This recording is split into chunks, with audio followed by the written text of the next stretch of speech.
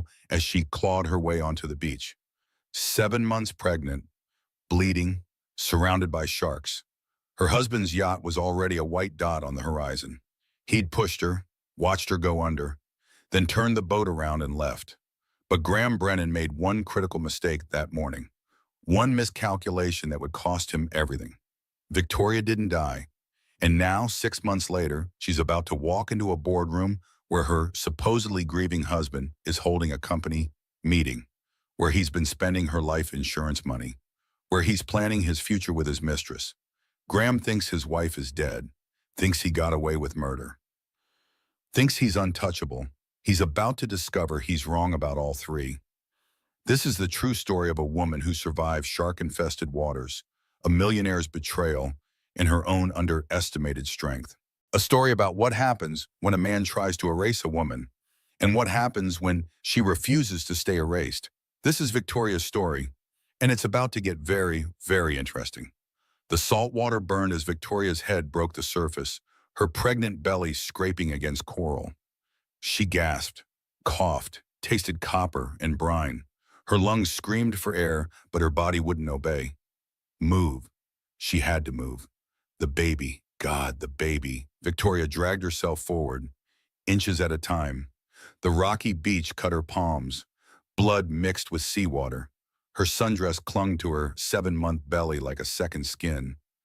Heavy, so heavy. A boat engine faded in the distance. She lifted her head, squinted against the dawn sun. The white hull of Graham's yacht disappeared into the horizon. Getting smaller, smaller, gone. No, her voice cracked. No, no, no, The memories crashed back. Graham's hands on her shoulders, firm, too firm. Sienna's laugh, high and nervous, the railing at her back. Graham's face, blank, emotionless, as he pushed. The push, the fall, the cold shock of water closing over her head. She'd been 7 months pregnant. They'd pushed her anyway. Victoria's whole body started shaking. Not from cold, from the truth settling into her bones like lead. Her husband had tried to kill her. Her husband and his mistress had tried to kill their baby.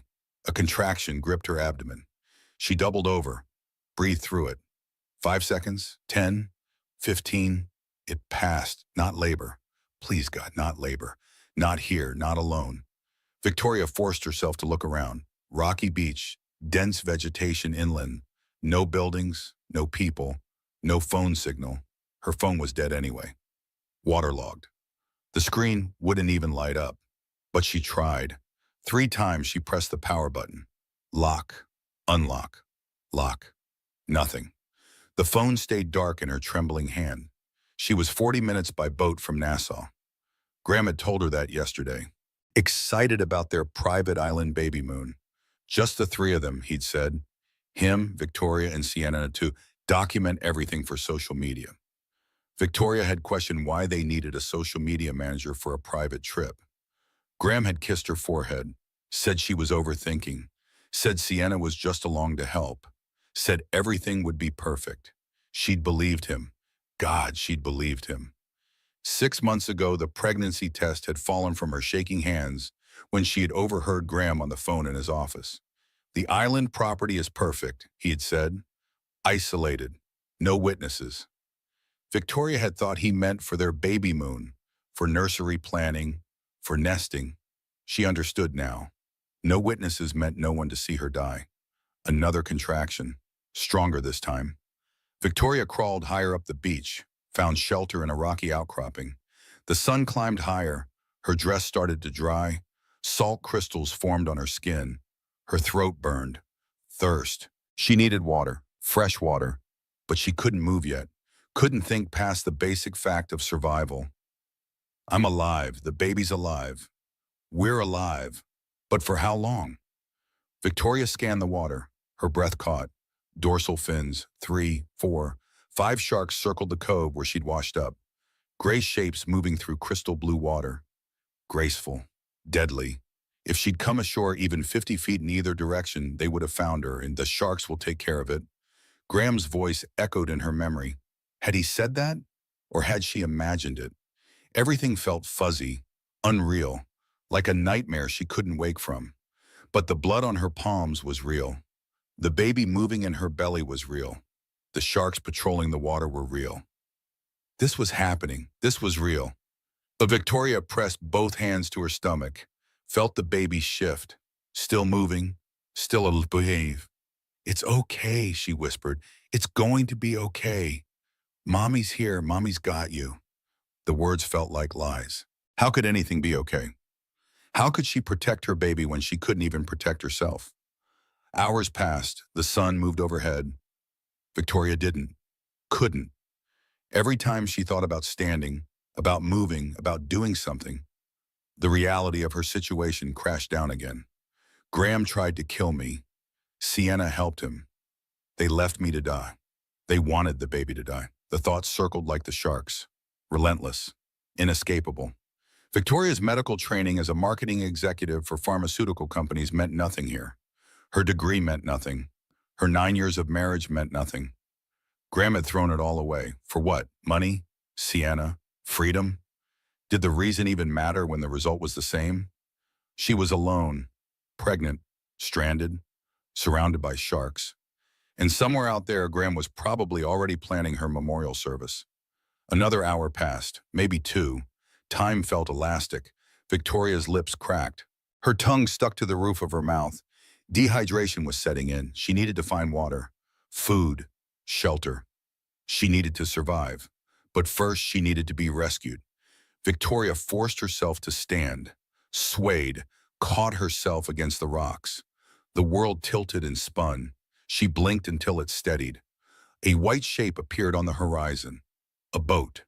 Victoria's heart leaped. She pulled off her white cover-up, waved it over her head.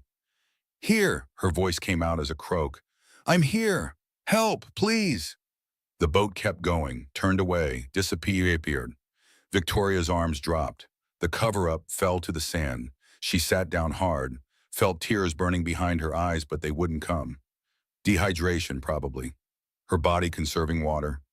Or maybe she'd cried herself dry months ago, when she'd found Sienna's texts on Graham's iPad, when she'd confronted him and he'd looked her in the eye and lied, when she'd chosen to believe him because the alternative was too painful. I was such a fool.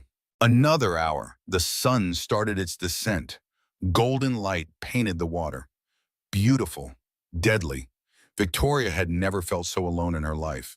Then another boat, this one closer, much closer. Victoria grabbed her cover-up, waved again. "Help, please, I'm here, help!" The boat turned, headed straight for her. Victoria's knees buckled with relief. She sank into the sand, pressed her hands to her face. The baby kicked, strong, reassuring. "We made it. We're going to make it." The boat pulled into the cove, careful, avoiding the sharks. A weathered Bahamian man cut the engine, stared at her.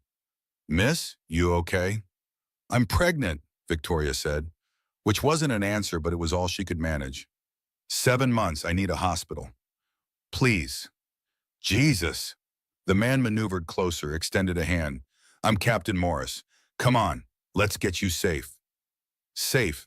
The word felt foreign, like a language Victoria had forgotten how to speak.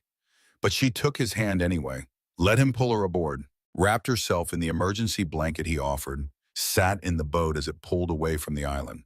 She didn't look back. Couldn't, because looking back meant facing what had happened, and Victoria wasn't ready for that yet. Not with the baby still in danger, not with contractions still coming every 20 minutes, not with the truth sitting on her chest like a stone. Graham had left her to die, had watched her go under the water, had turned the boat around and left her. The man she'd loved for 9 years, the man she'd married, the man whose child she carried. That man wanted her dead. The thought should have broken her, should have shattered her into a million pieces. Instead, something else happened, something Victoria didn't expect. Rage, cold, hard, absolute. Graham wanted her dead, wanted their baby dead, had planned it, executed it, left her for the sharks. But Victoria wasn't dead. She was alive. The baby was alive. And she was going to make damn sure Graham paid for what he'd done. The fluorescent lights hummed overhead.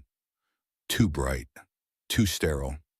Victoria lay in the hospital bed and tried not to think about how close she'd come to never seeing another hospital, another anything.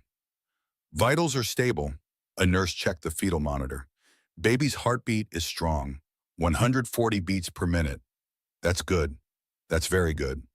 Victoria nodded, couldn't speak past the lump in her throat. The baby was okay, despite everything, despite the fall and the water and the hours on the beach. The baby was okay. Your mother is here, the nurse continued. She flew in from Connecticut. She's very worried. Should I send her in? Yes, please. Maggie Sullivan burst through the door 30 seconds later, gray hair wild, eyes red from crying. She crossed the room in 3 strides and wrapped Victoria in a hug that smelled like lavender and home. Baby girl, oh my baby girl. Victoria crumbled. The tears came finally, hot and fast and endless. She sobbed into her mother's shoulder while Maggie stroked her hair and made soothing sounds and held her together when everything inside Victoria wanted to fall apart. I've got you, Maggie whispered. I've got you. You're safe now. You're safe. But Victoria wasn't safe. Not really. Graham was still out there, still free, still thinking she was dead. A thought occurred to her, sharp and sudden. Mom, my phone, did you... I have your cloud backup. Maggie pulled back, wiped Victoria's tears with her thumbs. When you called me yesterday before the boat trip, you sounded worried. You asked me to check your cloud account if anything happened. So I did. And I found everything. Maggie's jaw tightened. Text messages between Graham and that woman, emails, financial documents. I downloaded it all before they could delete anything. And I called the police. Victoria's heart hammered. The police are involved? A detective is waiting outside. Officer Shepard. She wants to take your statement when you're ready. Ready? Victoria wasn't sure she'd ever be ready, but the baby kicked again, reminding her why ready didn't matter. Survival mattered. Justice mattered. Send her in. Officer Diane Shepard looked like someone's kindly aunt. 50-something, soft around the edges, but her eyes were sharp as she settled into the chair beside Victoria's bed. Pulled out a notebook, clicked her pen. Mrs. Brennan, I'm very glad you're alive. Can you tell me what happened on the boat? Victoria took a breath, then another, started talking. She told Shepard everything, the trip Graham had planned, Sienna coming along, the early morning on the yacht, standing at the railing watching the sunrise, Graham's hands on her shoulders, the push, the cold water, the sharks, the hours on the beach. Shepard wrote it all down, asked questions, gentle but thorough. You're saying your husband pushed you from a moving boat? My husband and his mistress. The words tasted like betrayal, like finally saying the thing she'd known for months but couldn't admit. Graham was having an affair. Victoria had suspected for a while, 3 months actually, since she'd found texts on his iPad. But suspecting an affair was different from this. This was attempted murder. And you're certain they intended to harm you?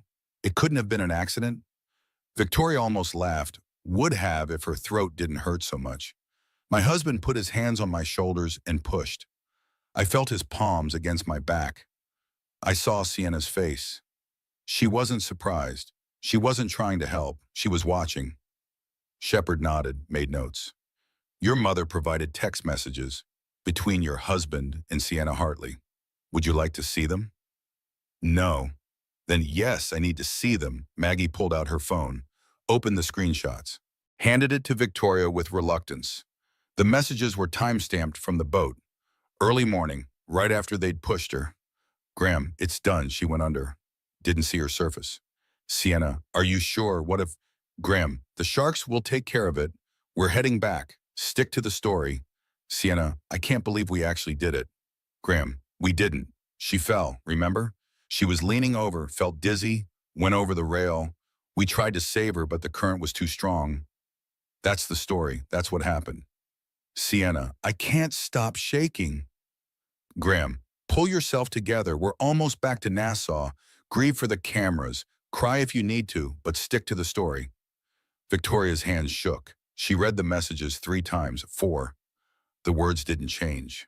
Graham had planned this, had executed it, had coached Sienna on what to say. I knew about the affair, Victoria said quietly. I found messages 3 months ago. Confronted Graham. He swore it was over. Said he'd made a mistake. Said he loved me. Said he wanted our family. She pressed her hand to her belly. I believed him. I wanted to believe him. Shepard's expression softened. You're not the first woman to give her husband a second chance, and you won't be the last. But this isn't a second chance. This is attempted murder. Yes, it is. Shepard leaned forward. Mrs. Brennan, your husband returned to Connecticut 5 hours ago. He and Miss Hartley filed a missing persons report. Said you fell overboard during an early morning walk on the deck. Said they searched but couldn't find you. The Coast Guard is currently searching the waters near the island. Victoria closed her eyes. Of course. Graham was already performing, already playing the devastated husband. And everyone would believe him. Why wouldn't they? Graham Brennan, tech millionaire, venture capital CEO, respected businessman. No one would suspect he'd pushed his pregnant wife into shark-infested waters. What happens now? Victoria asked. Now, Mom? Shepard stood. Now we build a case. Your mother has the text messages. I'll subpoena phone records, financial records, security footage from the marina. We'll talk to everyone who saw you board the boat. And I'll contact Connecticut PD. Let them know you're alive and safe. Wait. Victoria sat up straighter, ignored the wave of dizziness. Don't tell Connecticut. Not yet. Shepard frowned. Mrs. Brennan, your husband thinks you're dead. We need to inform. Exactly, he thinks I'm dead. Victoria's mind raced. She'd spent 9 years married to Graham Brennan, 9 years watching him strategize business deals, 9 years learning how he thought. If he knows I'm alive, he'll cover his tracks, delete evidence, prepare alibis. But if he thinks I'm dead, he'll make mistakes, Shepard finished. Understanding dawned in her eyes.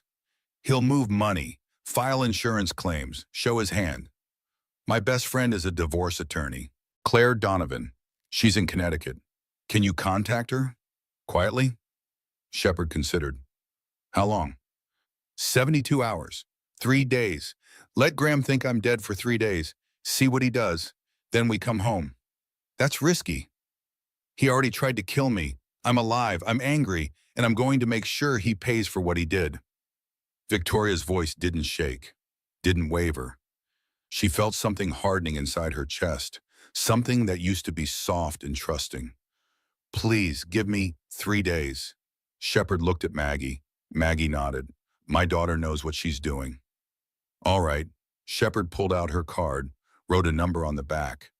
But you stay here, in this hospital, with security. No one knows you're alive except us. Understood? Understood. After Shepard left, Maggie helped Victoria into fresh hospital gowns, brought toiletries, arranged the room with flowers from the hospital gift shop, fussed until Victoria almost told her to stop. But she didn't, because the fussing was familiar, normal, and Victoria needed normal right now. Mom, Victoria caught Maggie's hand. Thank you for checking the cloud account, for calling the police, for coming. Baby girl, Maggie squeezed her fingers. You're my daughter. Where else would I be? That night, after Maggie left to find a hotel, Victoria lay in the dark hospital room and organized her thoughts. She arranged them like she used to arrange her desk drawers at her old marketing job. Everything neat, everything in order. Facts. Graham tried to kill her. He'd been planning it for months. The life insurance policy he'd taken out 8 months ago. $2 million. Right after she told him about the pregnancy. The financial transfers Maggie had found in the cloud backup. Graham moving money from their joint accounts. Small amounts, untraceable unless you knew what to look for.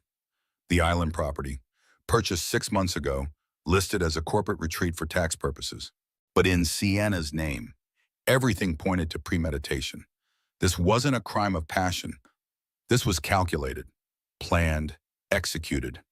Graham wanted her dead, wanted the baby dead, wanted to start fresh with Sienna and $2 million. But he'd made one critical mistake. He'd underestimated Victoria. She'd survived the fall, survived the water, survived the sharks, survived the beach, and now she was going to survive this. Victoria placed both hands on her belly, felt the baby move. strong, healthy, fighter. Your daddy tried to kill us, she whispered. But we're still here. We're still fighting, and we're going to win. The baby kicked once, twice, like agreement. Victoria closed her eyes, but sleep didn't come. How could it? Every time she started to drift, she saw Graham's face, blank, cold, as he pushed her. The man she'd loved was gone, had maybe never existed. The real Graham Brennan was the man who could push his pregnant wife into the ocean and then file a missing persons report like a grieving husband. That was the man Victoria needed to destroy. Not for revenge, for survival. Because if Graham thought she was a threat, and she would be once she testified, he might try again, might come after her, after the baby. Victoria couldn't let that happen, so she lay in the hospital bed and made plans. 3 days. She had 3 days to let Graham dig his own grave. 3 days to gather evidence. 3 days to prepare. And then Victoria Brennan was coming back from the dead. Graham Brennan stood in his waterfront mansion and stared at his reflection in the bathroom mirror. His eyes were red. Good. That was good. He'd been crying on and off since returning to Connecticut, practicing his grief. The memorial service was scheduled for tomorrow. He'd hired the best event planner, ordered white roses, Victoria's favorite, had already fielded calls from friends offering condolences.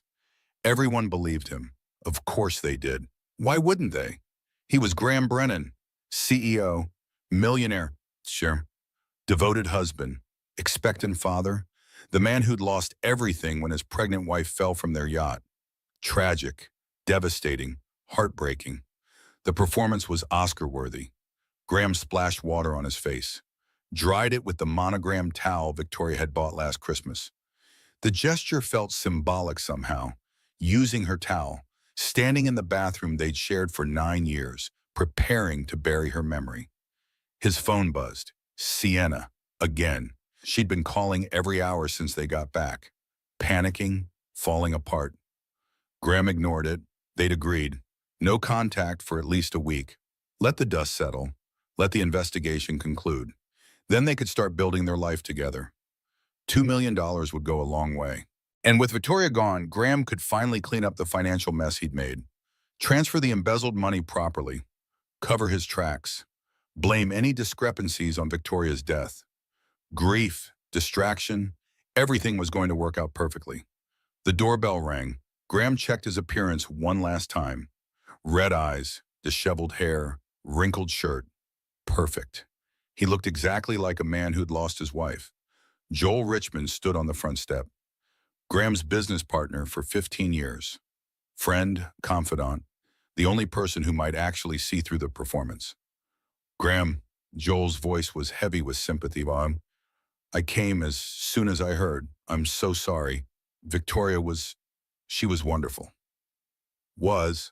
Graham's voice broke. Real tears welled up. Impressive. He'd been practicing. God, I can't believe she's really gone. Joel stepped inside, glanced around the house. Something flickered in his expression. Too fast for Graham to read. Tell me what happened. The news reports say she fell overboard?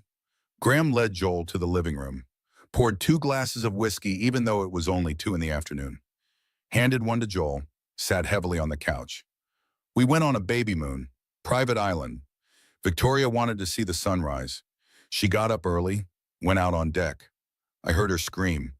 By the time I got outside, she was gone. The current was so strong I couldn't find her. The Coast Guard searched for hours. Nothing. That must have been terrifying. I can't stop seeing it. Her face, the water. She was 7 months pregnant, Joel. Our baby, our little girl, both of them just gone. Joel sipped his whiskey, said nothing for a long moment. Then carefully, I heard Sienna was there. That seems unusual, bringing an employee on a personal trip. Graham's spine stiffened. Victoria wanted photos for social media. Sienna volunteered. I see. Joel's tone was neutral, too neutral. How is Sienna handling things? Devastated. She witnessed it, tried to help. It's traumatic for everyone. I'm sure. Joel set down his glass. Graham, I need to tell you something as your friend and as your business partner. What? You seem remarkably composed for a man whose pregnant wife just drowned.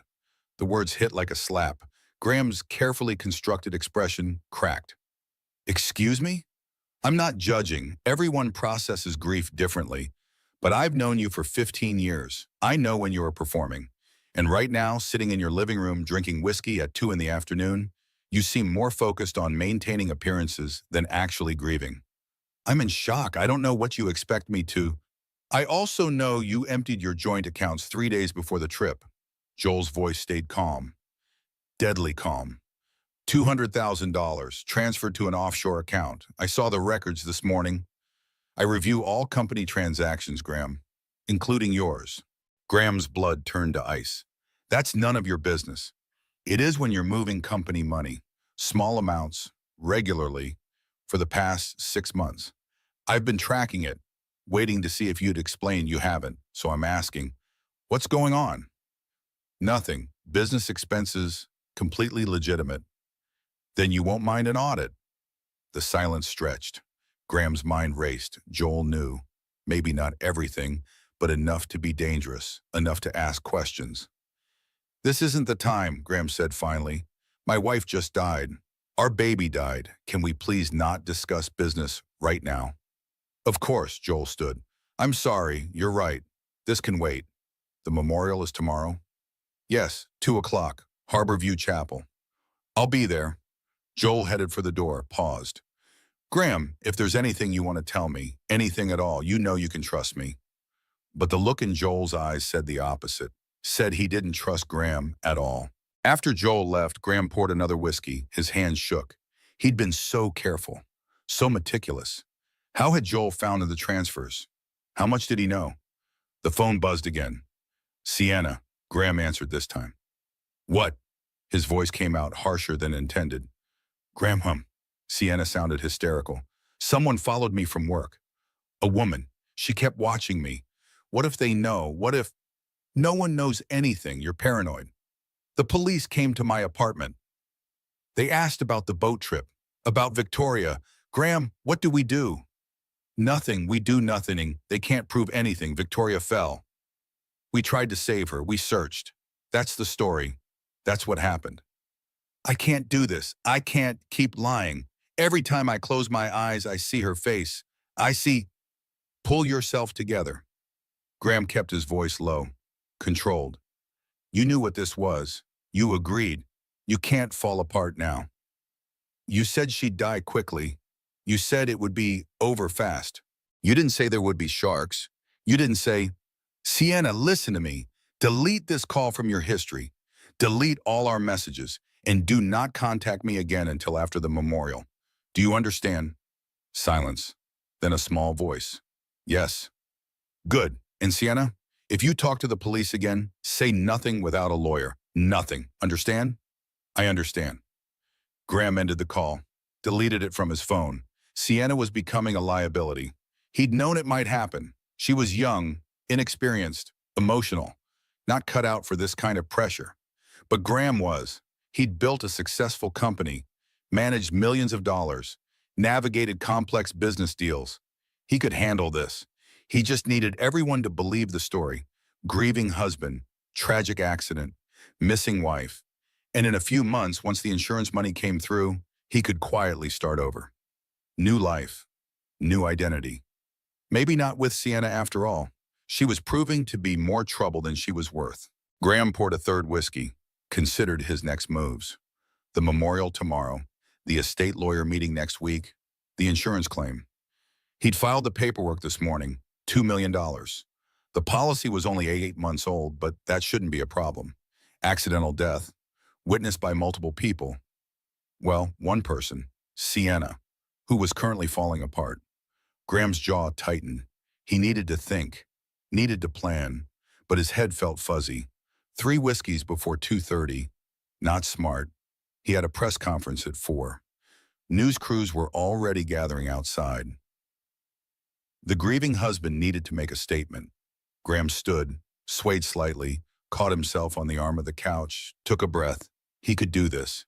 He'd practiced. My wife Victoria was the love of my life. Carrying our daughter made her radiant, beautiful. Losing them both has destroyed me. All I ask is privacy during this difficult time. Thank you. Short, simple, effective. Graham changed into a fresh shirt. Black, appropriate. Checked his appearance. Perfect. He looked devastated, broken. Exactly right. The press conference went smoothly. Cameras flashed. Reporters shouted questions. Graham answered a few, declined others, wiped away tears at strategic moments. His mother Ellen stood behind him, dignified, supportive. She'd been calling nonstop since hearing the news. My son is devastated, Ellen told reporters. Victoria was like a daughter to me. This tragedy has broken our family. Lies. Ellen had never liked Victoria, thought she wasn't good enough for the Brennan name. But Ellen knew how to perform too. Generations of old money had taught her that. After the press conference, Graham retreated inside. His phone had exploded with messages. Friends, colleagues, clients, all offering condolences, support, help, if they only knew. Graham opened his laptop, checked his accounts. The offshore transfers were still there, safe, hidden. Joel might have seen the domestic transactions, but he didn't know about these. No one did. $8.3 million, embezzled from the company over 6 months. Small amounts. Careful timing, always just ahead of audits. Graham had been planning his exit strategy for a year. He'd known the company was struggling. New investors were getting nervous. Knew he needed to secure his future before everything collapsed. Victoria had been a problem. She'd started asking questions 3 months ago. About money, about Sienna, about where he went during business trips. She'd been getting too close, too suspicious, too dangerous. So Graham had accelerated his timeline, taken out the life insurance policy, bought the island property, planned the baby moon, and now Victoria was gone.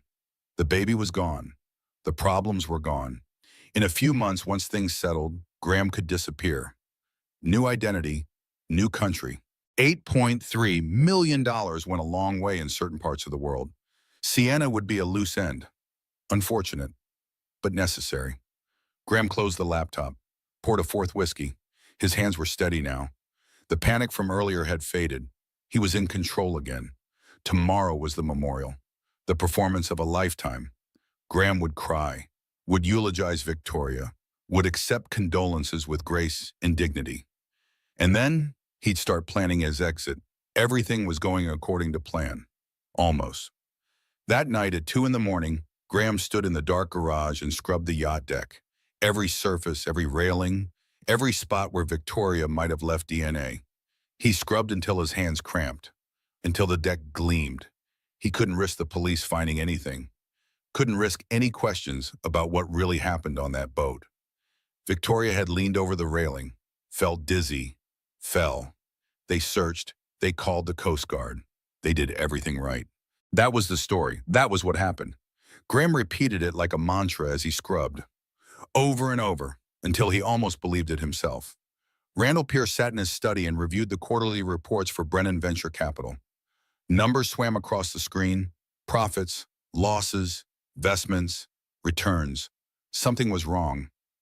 Randall had been investing for 40 years. Started with family money, turned millions into hundreds of millions through careful strategy and conservative choices. He knew how to read financials, knew when something didn't add up. And Brennan Venture Capital's numbers weren't adding up. Dad? Natalie Morgan Pierce appeared in the doorway, 34 years old, Harvard MBA, forensic accountant, Randall's pride and joy. You wanted to see me? Look at these, Randall gestured to the screen. Q2 results. Notice anything unusual? Natalie settled into the chair beside him, studied the reports. Her expression sharpened. The offshore accounts. When did those open? 6 months ago. Graham said they were for international investments, but the money flow doesn't match. Look, funds going out, nothing coming in. That's not investing, that's hiding. Natalie pulled out her phone, started taking notes. Dad, I need access to all the company accounts, everything. Can you authorize that? Why? Because I think Graham Brennan is embezzling from his own company. And if I'm right, we need to know how much before we're liable. Randall's jaw tightened. He'd known Graham for 5 years, brought him into the investment group, vouched for him. If Graham was stealing, it reflected poorly on Randall's judgment. How long will it take? Give me 24 hours. Natalie worked through the night, spreadsheets, bank statements, transaction histories. She tracked every dollar that moved through Brennan Venture Capital's accounts. Cross-referenced dates, flagged anomalies. By morning, she had her answer. $8.3 million. Natalie presented her findings in Randall's study. Dark circles under her eyes, 3 coffee cups scattered around her. That we can confirm. There might be more. But Graham has definitely stolen at least $8.3 million from company accounts. Randall closed his eyes, breathed deeply. Evidence? Solid. Digital trail, wire transfers, shell company formations. He was careful but not careful enough. The pattern is clear. Small amounts, regular timing, always just before audits. And now his wife is dead. Yes. Natalie hesitated. Dad, the timing is suspicious. Graham took out a $2 million life insurance policy on Victoria 8 months ago, right after she announced her pregnancy. He filed the claim yesterday, 24 hours after reporting her missing. That's fast. Extremely fast. Most people wait weeks. Graham filed immediately, almost like he was expecting it. Randall stood, paced to the window. His study overlooked the Long Island Sound. Gray water, gray sky. Everything gray. What are you suggesting? I'm suggesting we protect ourselves. Call an emergency board meeting. Freeze Graham's access to company funds, and possibly contact the authorities. Graham just lost his wife, his unborn child. He's grieving. Is he, though? Natalie pulled up her phone, showed Randall a video. This is from yesterday's press conference. Watch his face. Really watch. Randall watched. Graham stood at a podium, tears streaming, voice breaking, talking about Victoria, about the baby, about his loss. But his eyes were dry, and when the cameras weren't on him, his expression went blank. Empty, like flipping a switch. He's performing, Natalie said quietly. That's not grief. That's acting. Randall had to agree. He'd seen real grief. His wife had died 10 years ago. Cancer, long and painful. He remembered what real devastation looked like, how it broke people from the inside out. Graham Brennan looked inconvenienced, not devastated. Call the board meeting, Randall said, tomorrow. Tell them it's urgent. And Natalie, don't mention the embezzlement yet. Just say we're reviewing company finances in light of recent events. You want to give him a chance to explain? I want to see what he does when he knows we're looking. Meanwhile, in Connecticut, Victoria watched Graham's press conference from her hospital bed in Nassau. Live stream. Maggie held her hand. Claire Donovan had flown in overnight after Officer Shepard contacted her. Now all 3 women stared at the screen as Graham performed. He's good, Victoria said. Her voice was flat, empty. He's really good. Not good enough. Claire's expression was hard. She'd been Victoria's best friend since college. Knew her better than anyone except maybe Maggie. And Claire's specialty was divorce law. High conflict cases. She'd seen every trick in the book. We have the texts, the medical report, the financial records Joel's compiling. Graham can cry all he wants. It won't save him. Joel's helping? Victoria turned from the screen. Graham's business partner? Called me last night. Said he's been tracking suspicious financial activity for months. He's putting together a complete report. Every transfer, every shell company, every discrepancy. He wants to testify. Why? Because he's a good man and because Graham's theft implicates Joel too. If the company goes down, Joel's reputation goes with it. He's protecting himself, but he also wants justice for you. Victoria pressed her hands to her belly. The baby kicked, strong, regular, fighting. When do we go home? Tomorrow. Claire checked her watch. Shepard agreed to the 72-hour delay. That gives us 1 more day to let Graham dig himself deeper. Then we go public. And Victoria? Claire leaned forward. I want you at the board meeting. What board meeting? Randall Pierce is calling one. Emergency session, day after tomorrow. Brennan Venture Capital has 12 board members. Graham owns 40%. But you own 30% through your initial investment. He's been using your proxy vote without authorization. Taking that back changes everything. Victoria's mind spun. She'd forgotten about the company investment. 5 years ago, when Graham had started Brennan Venture Capital, Victoria had invested $300,000 from her trust fund, her father's inheritance. Graham had promised to make her a partner. Equal stake, equal say. Then he'd quietly transferred her voting rights to himself. Victoria had signed papers, had trusted him, had believed they were building something together. So if I show up at the board meeting, you take back your vote, which means Graham loses his majority, which means the board can vote to remove him, freeze his assets, launch an investigation, everything. And he'll be arrested. If Shepard has enough evidence. Yes. Claire's smile was sharp. We're going to destroy him, Tori. Legally, completely. He tried to kill you. Now we're going to kill his entire life. That night, Victoria couldn't sleep. The plan made sense, strategically, legally. But emotionally, Victoria felt like she was drowning. Again. She kept remembering good things. Graham proposing at sunrise, their wedding, honeymoon in Bali, buying the house together, planning the nursery. All those moments felt tainted now, poisoned, like they'd never been real. Had Graham ever loved her? Or had it always been a performance? Victoria pulled out her phone, scrolled through photos. There, their engagement. Graham down on one knee. Victoria crying, happy. So happy. She studied Graham's face in the photo, tried to see the man who would push her into shark-infested water. Couldn't. The Graham in this photo looked sincere, real, in love. But people changed, or maybe they just stopped pretending. Victoria deleted the photo. Then another, and another, one by one, creating space for new memories, better memories, memories without Graham. Her phone buzzed. Text from Maggie.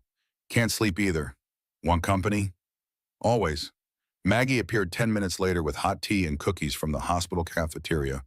They sat together in the dark room, quiet, comfortable, the way only mothers and daughters can be.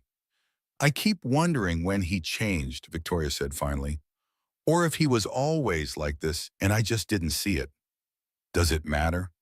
I think it does, because if he changed, then I lost the man I loved. But if he was always like this, then I never really knew him at all, and I don't know which is worse. Maggie sipped her tea, considered. You know what I think? I think Graham was always capable of this. Selfishness, cruelty, greed. Those things don't just appear. They're always there, just buried, waiting for the right circumstances to surface. So I missed the signs. We all did, baby girl. Even me, and I'm your mother. It's my job to know when someone's wrong for you. Maggie's voice cracked. I'm so sorry. I should have seen. Should have protected you. Mom, Victoria took her mother's hand. This isn't your fault. It's Graham's. Only Graham's. They sat in silence. The baby moved, shifted, kicked. Victoria's hand went automatically to her stomach. I'm terrified, she admitted, of raising a baby alone, of facing Graham in court, of everything. You're not alone. You have me. You have Claire. You have people who love you. Maggie squeezed her hand. And you have strength you don't even know about yet. You survived sharks, Victoria. You can survive anything. Victoria wanted to believe that, wanted to feel strong, but mostly she felt tired, scared, overwhelmed. Tomorrow they'd fly home, face Graham, fight. Tonight she just wanted to feel safe. Tell me about Dad, Victoria said, about when I was little, before the cancer. So Maggie did. She talked about Victoria's father, about Sunday mornings and pancakes and how he used to sing off key, about the treehouse he built, about bedtime stories and inside jokes and all the small, perfect moments that made a life. Victoria listened, let the stories wash over her, let herself remember being loved, being safe, being someone's daughter instead of someone's target.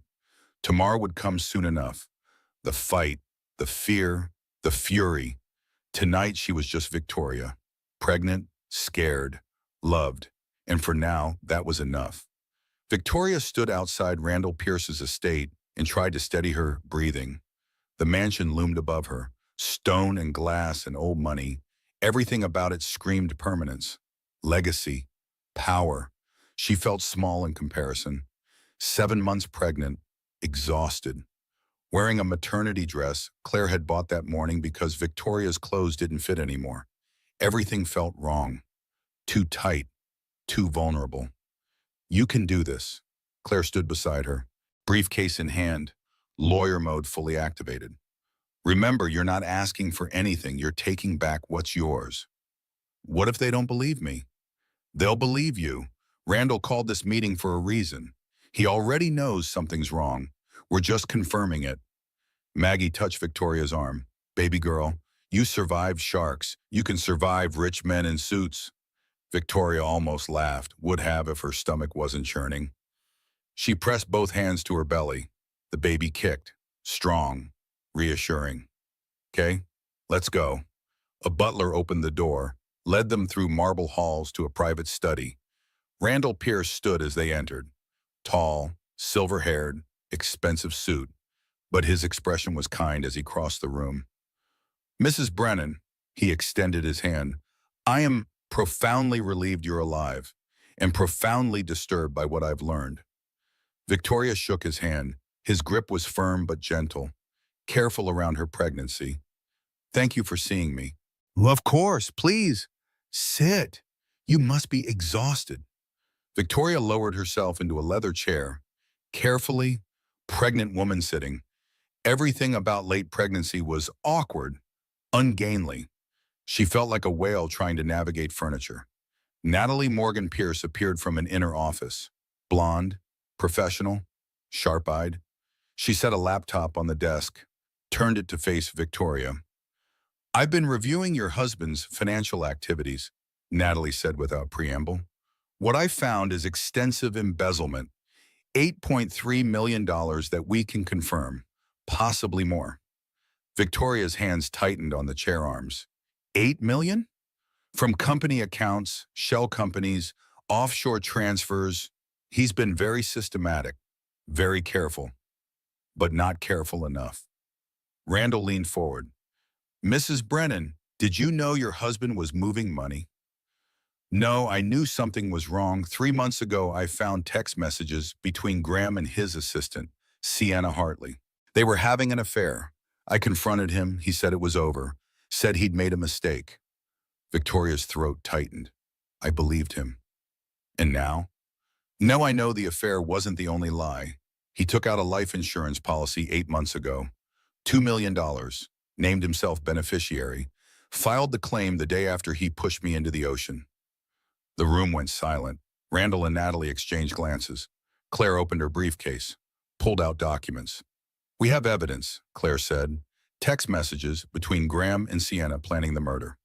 Medical reports from Nassau showing Victoria's injuries are consistent with assault, not an accidental fall.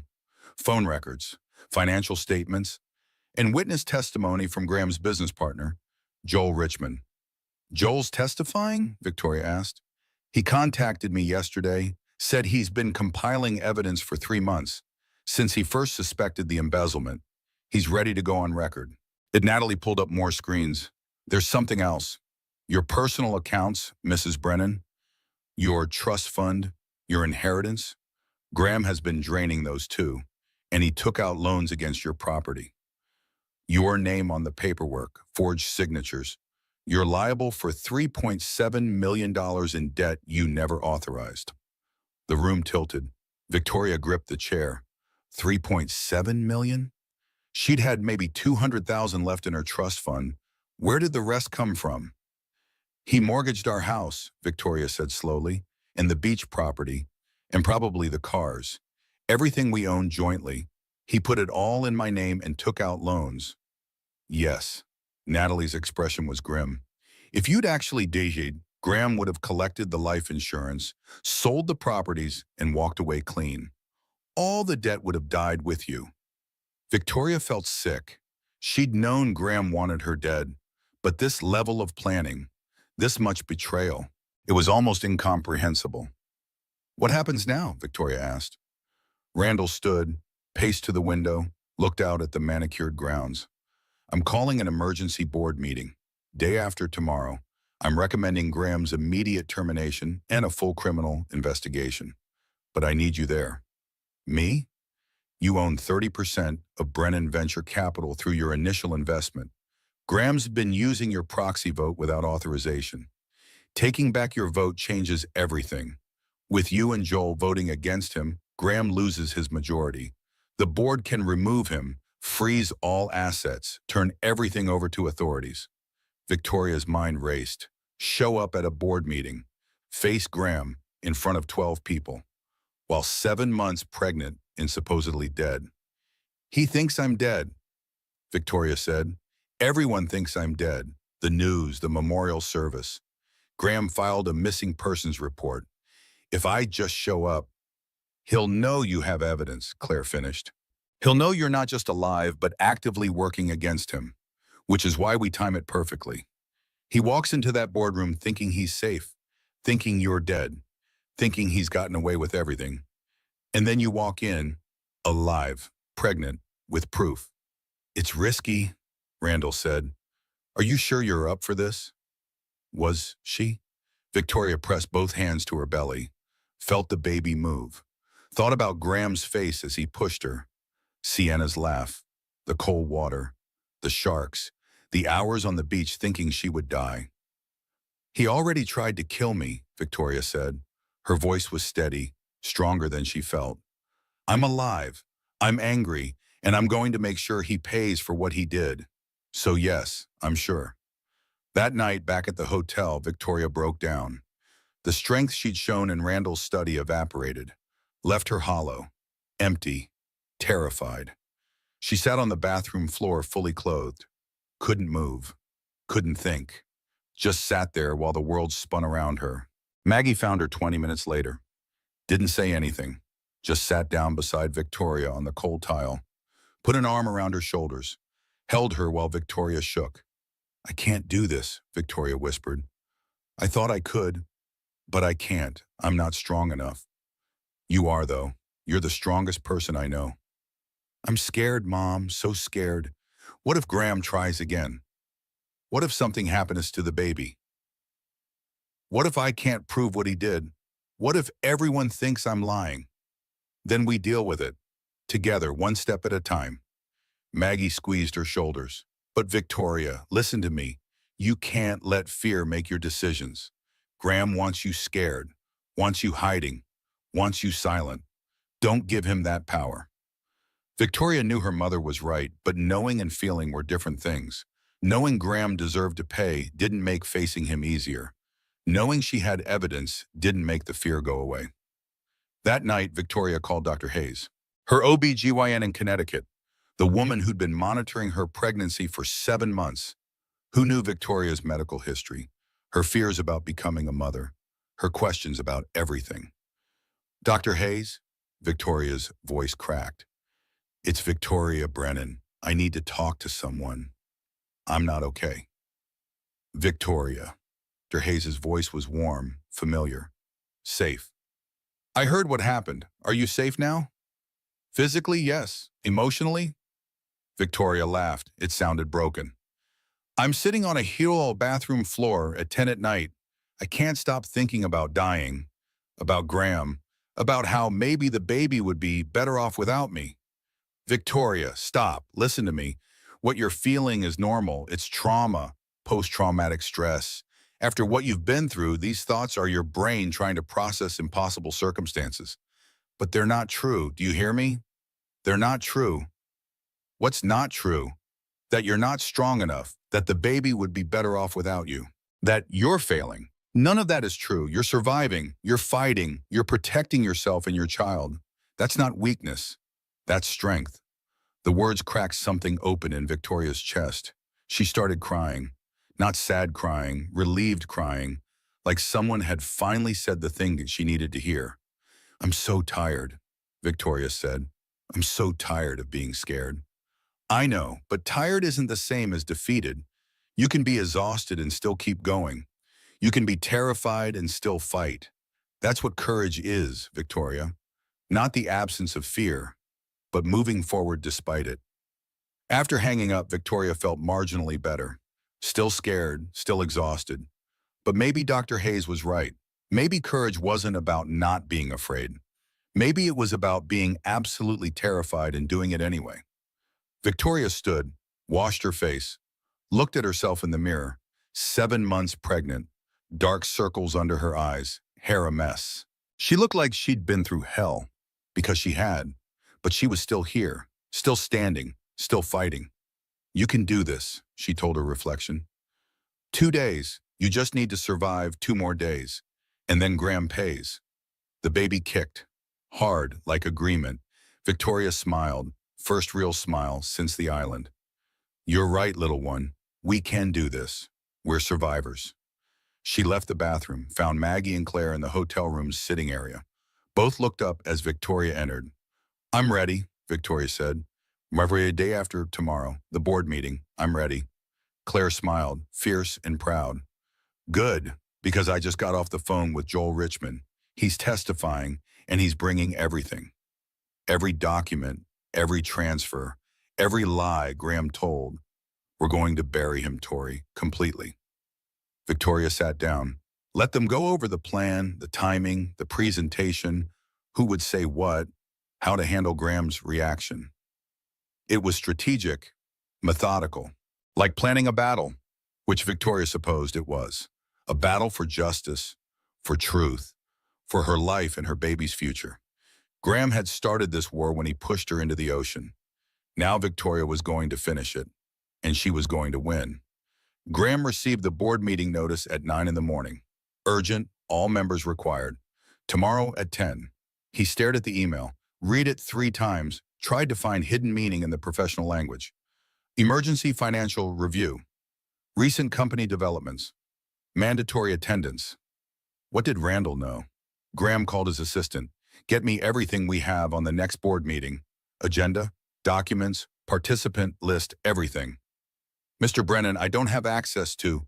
Then find someone who does. Graham slammed the phone down, took a breath. He was losing control. Couldn't afford that. Control was everything.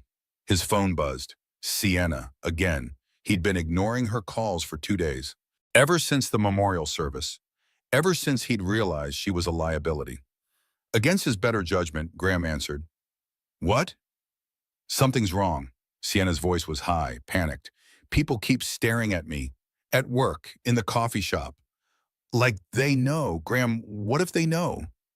No one knows anything. You're paranoid. The police came back yesterday. They asked more questions about the boat, about what time we left, about whether Victoria seemed upset. They kept asking the same things different ways, like they were trying to catch me in a lie. Graham's grip tightened on the phone. What did you tell them? The same thing, that Victoria fell, that we searched, that we called the Coast Guard. But Graham, they don't believe me. I can tell. They don't think anything. They're doing their job. Standard investigation, it means nothing. It doesn't feel like nothing. It feels like they're building a case. Against who? Victoria fell. It was an accident. There's no case to build. But even as Graham said it, doubt crept in. The police had been thorough, too thorough, and now this board meeting, and Joel's strange visit, and the way Randall's assistant had been curt on the phone. Something was happening. Graham just couldn't see what yet. I need to see you, Sienna said. Please, I can't do this alone anymore. No, we agreed. No contact until things settle. Things aren't settling. They're getting worse. Graham, I can't sleep. I can't eat. Every time I close my eyes, I see her face. Stop. Don't say another word on this phone. Delete this call. Delete all our messages. And do not contact me again. Do you understand? Silence, then small and broken. I thought you loved me. This isn't about love. This is about survival. Yours and mine. So pull yourself together and do what I say. Graham ended the call, deleted it immediately. Then, methodically, went through his phone and deleted every message, every email, every trace of Sienna Hartley. She was becoming too emotional, too unreliable, too dangerous. If she talked, when she talked, Graham corrected himself. He needed distance, needed to be able to say she acted alone, that he'd been manipulated, that he was as much a victim as Victoria. The story was already forming in Graham's mind. Jealous mistress, obsessed employee. She'd pushed Victoria. Graham had tried to save his wife. Failed. The grief had made him confused, made him go along with Sienna's cover-up. But now he was ready to tell the truth. Yes, that could work, if needed. Graham poured a drink. 10 in the morning was early, but he needed something to steady his nerves. The whiskey burned going down. He poured another. His mother called. Graham let it go to voicemail. Ellen had been hovering since the memorial, asking pointed questions. She'd never liked Victoria, but even Ellen seemed disturbed by how quickly Graham was moving on. "You seem almost relieved," she'd said yesterday. Not grieving, relieved. Graham had managed appropriate shock, appropriate denials, but Ellen knew him too well, could read him like she'd been doing since childhood. He'd have to be more careful around her. Another email, this one from Joel. "We need to talk, in person, before the board meeting." Graham's stomach dropped. Joel knew something. The question was how much. Graham typed back, "My office, 4 o'clock. Joel arrived exactly on time, sat across from Graham's desk, didn't accept the offered drink, just sat there, waiting. "You wanted to talk," Graham said. "I want to give you a chance to explain. Before tomorrow's board meeting, before everything comes out, I want to hear your side." "My side of what?" "Don't. Please don't insult my intelligence." Joel pulled out a folder, set it on the desk. $8.3 million, embezzled from company accounts over 6 months. I have every transaction, every transfer, every shell company. I've been tracking it for 3 months, waiting to see if you'd come clean. You haven't. Graham stared at the folder, didn't open it. "Those are legitimate business expenses. They're theft, and you know it, and I know it. And tomorrow, when Randall presents this to the board, they'll know it too." Joel leaned forward. "Graham, we've been friends for 15 years, partners. I don't want to believe you're capable of this, so I'm here, asking, give me another explanation. See any explanation that makes sense?" Graham wanted to, almost did. Joel's expression was so earnest, so hopeful, like he genuinely wanted Graham to be innocent. But there was no innocent explanation, and Joel already knew that. "I needed the money," Graham said. Simple. True. "The company's failing. We both know it. The tech sector's contracting. Our investments aren't returning. I needed to secure my future." By stealing? By planning ahead. By protecting myself before everything collapsed. "And Victoria? Did protecting yourself require murdering your pregnant wife?" The question hung in the air, heavy, damning. Graham's carefully maintained mask slipped. "You can't prove that." "I don't have to. The police will. They're investigating. They have evidence. Text messages between you and Sienna. Medical reports from Nassau. Witnesses. It's over, Graham. Get out. I'm testifying tomorrow at the board meeting. I'm presenting all of this, and then I'm going to the police. I wanted you to know first, as a courtesy, for old time's sake." "Get out." Joel stood, picked up the folder, left it on Graham's unnig. "For what it's worth, I'm sorry. I thought we were building something together. I didn't know you were capable of this." After Joel left, Graham sat in the silence. The folder lay on his desk like an accusation. He should open it, should see what Joel had found, but he couldn't move. Everything was falling apart. The police had evidence. Joel had evidence. Tomorrow's board meeting was a trap. Graham could feel it, could feel the walls closing in. He needed a plan, needed an escape route, needed... His phone rang. Unknown number. Graham almost didn't answer, but something made him pick up. "Mr. Brennan, this is Marcus Webb. I'm an investigative journalist with the Tribune. I'm working on a story about your wife's death. I have some questions." No comment. "I have evidence that suggests Victoria didn't accidentally fall from your yacht. I have medical reports, financial records, text messages. I'm publishing in 48 hours. Would you like to respond?" Graham's blood turned to ice. "Where did you get that information?" "Anonymous source, very credible, very thorough." "Mr. Brennan, I'm giving you a chance to tell your side. Did you push your wife into shark-infested waters?" Graham hung up. His hands shook. An anonymous source. Joel. It had to be Joel, giving everything to a journalist, making sure the story went public even if the police investigation stalled. Graham poured another drink, downed it, poured another. His mind raced through options. Flee, disappear, take what money he could access and run. But the offshore accounts were flagged now, Joel would have told Randall. Everything would be frozen by morning. Graham was trapped. He thought about Victoria, about pushing her, about watching her go under. He'd felt nothing then. No guilt, no remorse, just relief that the problem was solved. Now the relief was gone, replaced by cold fear. Victoria should have died, should have drowned or been eaten by sharks, should have disappeared into the ocean like Graham had planned. But she hadn't, and now everything was falling apart. Graham's phone buzzed, text from Sienna. The police are here. At my apartment. They have a warrant. What do I do, boy? Graham didn't respond. Instead, he deleted Sienna's contact, blocked her number, cut all ties. She was on her own now. They all were. That night at 2 in the morning, Graham stood in his garage and stared at the yacht. The pristine white yacht he'd scrubbed 2 days ago. He'd thought cleaning it would hide the evidence. But evidence was everywhere. In phone records, bank statements, security footage from the marina, text messages floating in digital clouds. Graham had been so careful, but not careful enough. He'd underestimated everyone. Joel's loyalty, the police's thoroughness, and Victoria. He definitely underestimated Victoria. Graham had thought her weak, trusting, easy to manipulate. He'd spent 9 years controlling her, isolating her from friends, making her dependent on him, making her doubt herself. He'd thought pushing her into the ocean would be easy, final, clean. Instead, it had been the beginning of his end.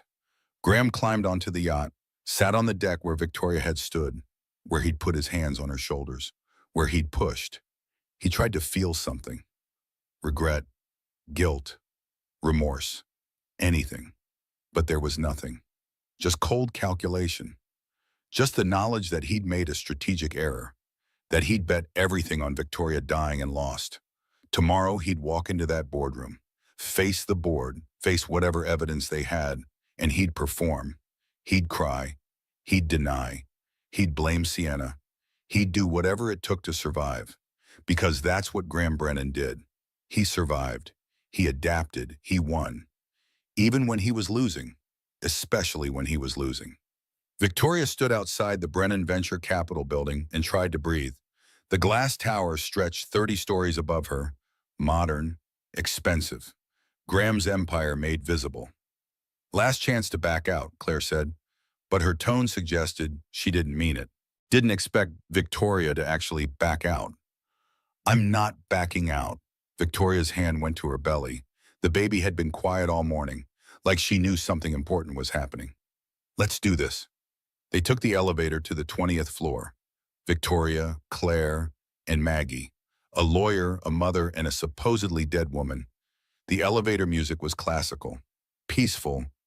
Victoria wanted to laugh at the absurdity. The boardroom doors were massive, dark wood, heavy. Claire pushed them open. 12 people sat around a conference table. Randall at the head, Natalie beside him with her laptop, Joel across from them. 9 other board members Victoria didn't know, all in expensive suits, all looking serious. And at the far end, facing the door, Graham. He looked good, rested, composed. His suit was perfect, hair styled, face carefully arranged in professional neutrality. He was talking to the board member beside him, laughing at something. Then he saw Victoria. Everything stopped. Everything. Graham's face drained of color, literally, white as paper. His mouth opened, closed, opened again. No sound came out. The board member beside him noticed Graham's reaction, turned to look at the door. Her expression shifted from curious to shocked. "Oh my God," someone whispered. Victoria walked into the room, slowly, carefully. 7 months pregnant made everything difficult. Every step was deliberate, every movement measured. She crossed to the empty chair beside Randall, sat down. It took a moment to get settled, adjust her belly, smooth her dress. Everyone waited. The silence was absolute. 12 faces stared at Victoria like she was a ghost, which she supposed she was. A ghost returned from the dead. Graham made a sound, something between a gasp and a sob. Tori, oh my God! Tori, you're alive! How? His voice broke. Tears started. He half stood, reached toward her. Victoria didn't move, just looked at him, really looked, at the man she'd loved for 9 years. The man who'd pushed her into shark-infested water. Sit down, Graham. Her voice was cold, hard. Graham flinched, sat. Randall cleared his throat. For the record, Mrs. Victoria Brennan has arrived to exercise her proxy vote regarding company matters. The board acknowledges her presence and reinstates her voting rights effective immediately. I don't understand, Graham said. His performance was Oscar-worthy and confused, emotional, relieved. Tori, what happened? We thought you were dead. We searched for hours. The Coast Guard... Stop. Victoria cut him off. Just stop. We both know what happened on that boat. You don't need to perform for me. I don't know what you mean. Victoria pulled out her phone, set it on the table, pressed play. Graham's voice filled the room, tinny through the phone speaker, but clear. It's done. She went under, didn't see her surface. Sienna's voice. Are you sure? What if... Graham again. The sharks will take care of it. We're heading back. Stick to the story. Victoria stopped the recording, looked at Graham. He'd gone even paler, if that was possible. I have 14 messages like that, Victoria said. Time-stamped, geolocated, from your phone to Sienna Hartley's phone, starting 30 minutes after you pushed me into the ocean and continuing through the Coast Guard search. I can explain. I also have medical reports from Nassau. Victoria pulled out documents, slid them across the table. Defensive wounds on my arms, bruising consistent with being forcibly pushed, contusions from hitting the water, abrasions from coral, all documented, all photographed, all submitted to Connecticut PD. The board members leaned forward, examining the documents, passing them around. Their expressions shifted from shocked to horrified. And I have financial records, Victoria nodded to Natalie, showing you embezzled $8.3 million from this company, showing you forged my signature on loan documents, showing you took out a $2 million life insurance policy 8 months ago and filed the claim 24 hours after you tried to murder me. Graham's lawyer was on video call. The screen went black. He disconnected. Wouldn't be associated with this. Graham's performance crumbled. The tears stopped. The confusion faded. What remained was cold, calculating. The real Graham, the one Victoria had glimpsed right before he pushed her.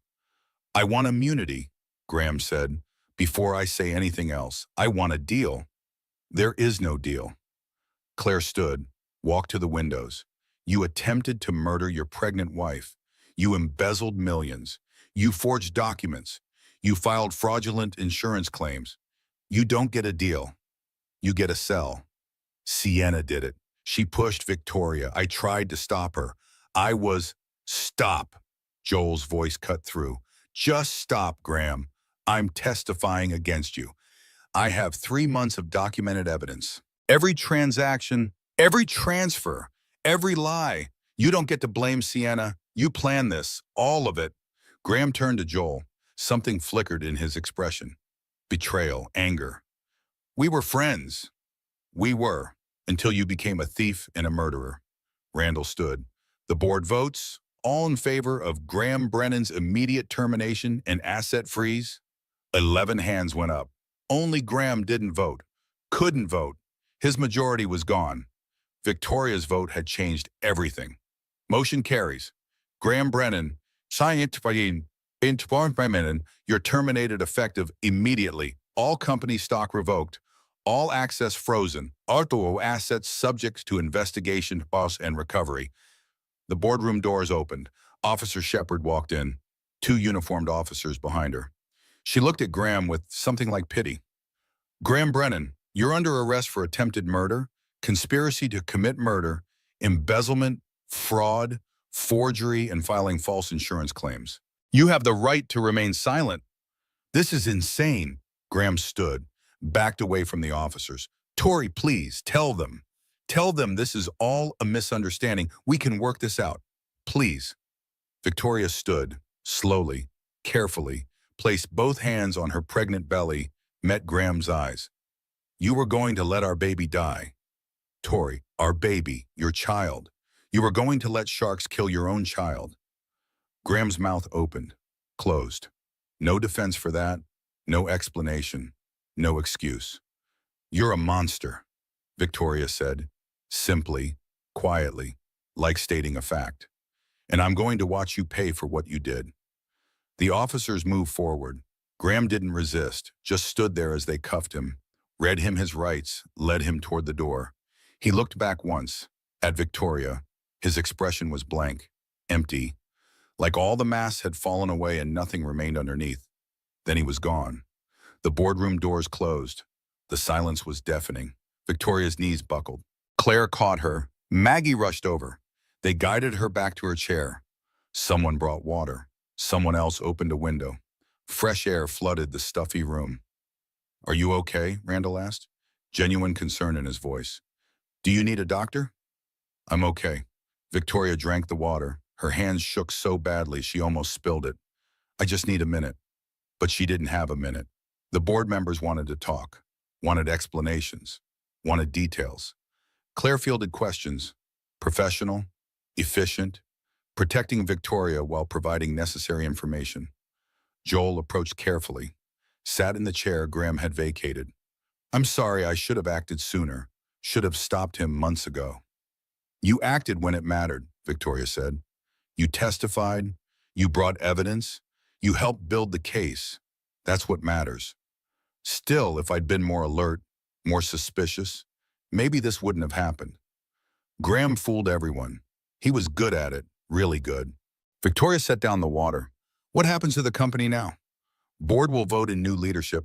Interim CEO. Probably me, honestly. We'll restructure, distance ourselves from Graham, rebuild trust with investors. It'll take time, but we'll survive. And the money he stole? We'll recover what we can. The offshore accounts are frozen. The FBI is involved now. Federal charges for wire fraud, insurance fraud. It's going to be a long process. Victoria nodded, exhausted. The adrenaline that had carried her through the meeting was fading, leaving her hollow, empty. Natalie approached. Mrs. Brennan, I'll help you sort out the debt, the forged loans. We can prove you didn't authorize any of it. Your credit will be cleared, your assets protected.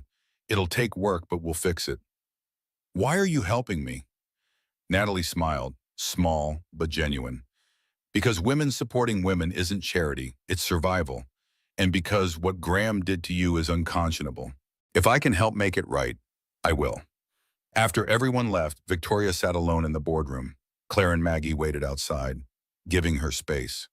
Time to process. Victoria walked to the windows, looked out at the city. Hartford spread below her. Gray buildings, gray sky, everything gray. She'd won. Graham was arrested. The company was secured. Justice was happening. So why did she feel so empty?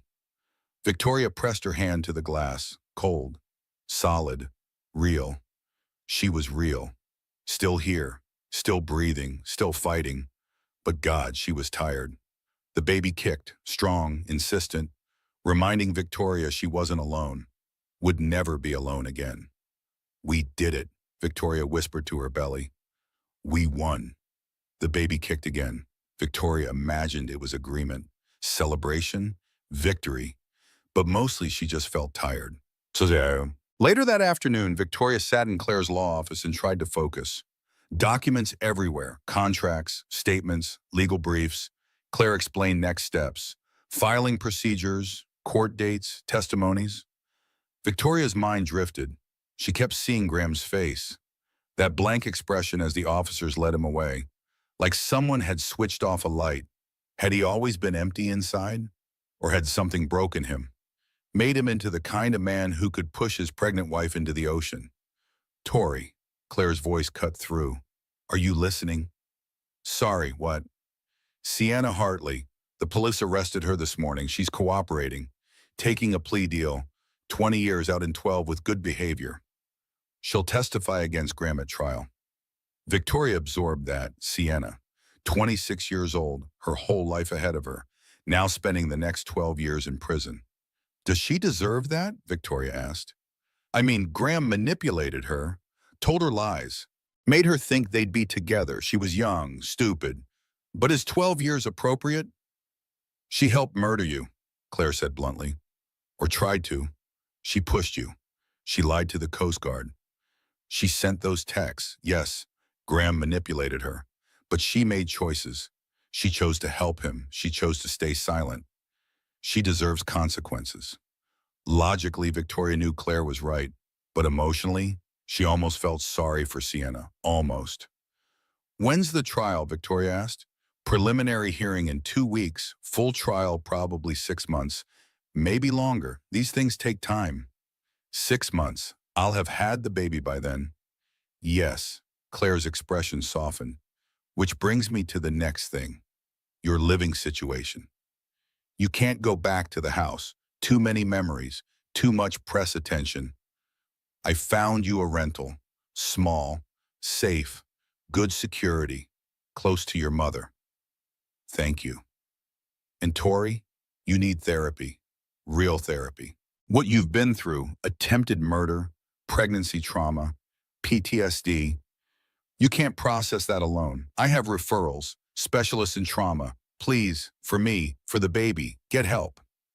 Victoria wanted to argue, wanted to say she was fine, but she wasn't fine. She was falling apart, slowly, quietly, in ways that terrified her. Okay, she said, I'll go to therapy. That night, Victoria moved into the rental apartment. Small, like Claire said. 1 bedroom, tiny kitchen, but clean, safe. Hers. Maggie helped unpack, organize the kitchen, set up the bedroom, made everything comfortable. But she couldn't stay. Had to fly back to her own home, her own life. Though she promised to return before the baby came. After Maggie left, Victoria sat in the empty apartment and felt the loneliness settle in. Heavy, suffocating. She was alone, really alone, for the first time since the island. No Graham, no marriage, no home, just her and the baby, starting over from nothing.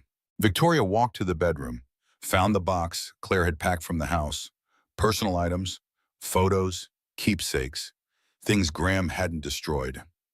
At the bottom, wrapped in tissue paper, was a photo album, their wedding album. Victoria almost put it back, almost didn't look, but something made her open it.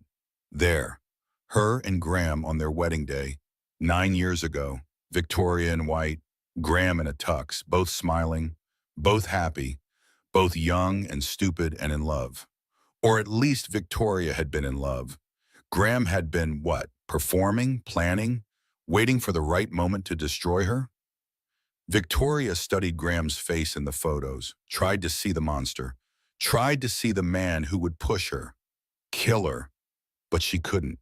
The Graham in these photos looked genuine, real, happy. Had he changed, or had he always been a good actor? Victoria would never know, and maybe that was the hardest part, not knowing if she'd ever really known him at all. She closed the album, put it back in the box, pushed the box into the closet, out of sight. Tomorrow she'd start therapy, start rebuilding, start healing. But tonight she just wanted to sleep, to not think, to not feel, to just exist in the quiet darkness of her new life. Victoria lay in bed, hand on her belly, baby moving, strong, healthy, fighting. Just you and me now, Victoria whispered. We're going to be okay. I promise. We're going to be okay. But as she said it, Victoria wasn't sure who she was trying to convince. The baby? Or herself? The media frenzy started immediately.